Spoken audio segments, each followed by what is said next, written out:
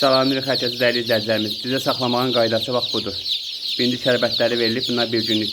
Suların içində sonra yemləri veriləcək. Yem qablar da yuyulub, təmizlənib. Dezinfeksiya olunmuş damdır. İstilik görürsünüz, çox yaxşıdır istilik. Cücələr rahat, sərbəst gəzirlər, dolanırlar. Bax bu qaydada saxlamaq lazımdır ki, cücələr soyuqlamasın. Cüzəni alır, müştəri aparır, verir soyuğa, sonra deyirsin, cüzəm ölür. Bax belə saxlasan cüzə niyə ölsün ki?